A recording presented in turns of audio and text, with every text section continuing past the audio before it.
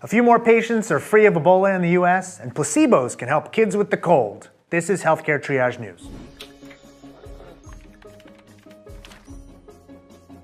We can't seem to get away from Ebola in the news, and we'd be remiss if we didn't tell you what's going on. Another few patients have been declared Ebola-free in the United States and have been released from the hospital. In fact, as of taping, only one person in the United States, a doctor in New York, is infected with Ebola. What's remarkable is that 8 of the 9 people who've been treated in the United States have survived, and everyone who was picked up quickly once they had symptoms has survived.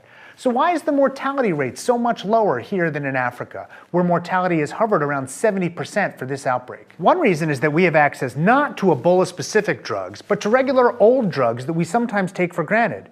Patients with Ebola can get terrible secondary infections. Sometimes they need antibiotics, and we've got them in spades. Sometimes patients suffer from organ failure. Their blood pressure plummets. When that happens, we have drugs and fluids and devices that can keep people alive. That matters. Further, when things go wrong, we have scanners and tests to diagnose the issue. Other countries don't. And let's not ignore the personnel differences. We complain about the doctor shortage here in the United States, but we have about 245 doctors per 100,000 people. Liberia has 1.4. We have a whole series on international healthcare systems here at Healthcare Triage.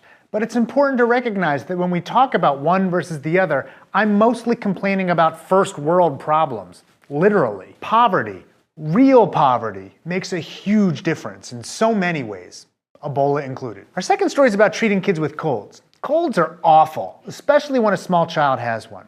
They're not very good at sucking it up, and there's so little you can do for them. Most of the over-the-counter medicines have been pulled from the shelves because they don't work and they had lots of side effects. People are always trying to look for help, even from complementary medicine. A study published this week in JAMA Pediatrics tried to look at just that. To the research. It was a randomized controlled trial of an agave nectar formulation. 1/3 of the kids got that, 1/3 of the kids got a placebo, and 1/3 got nothing at all. Everyone had a baseline measurement the night before they got their randomized therapy. On the next night, kids in the trial got a single dose of their therapy before bedtime.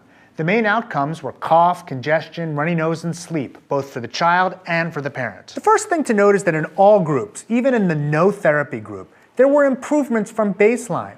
Even being studied seemed to have an effect. The second thing to note is that kids were significantly better on the agave nectar than in the no therapy group. But there was no difference between kids in the agave nectar group and the placebo group.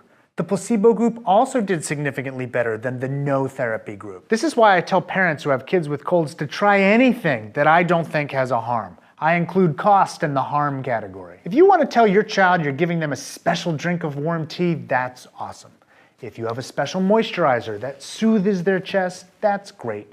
If you want to put a little agave nectar in water and tell them it's medicine, I'm okay with that too. Of course, in the study, the placebo effect was likely working on the parents as well as the kids. Which of them received the bigger benefit isn't clear, but the effect is there. In fact, I think the placebo effect is so important, we're going to cover it in detail in future Healthcare Triage episodes. But when we tell you that no medicines work for colds, we're not telling you to do nothing.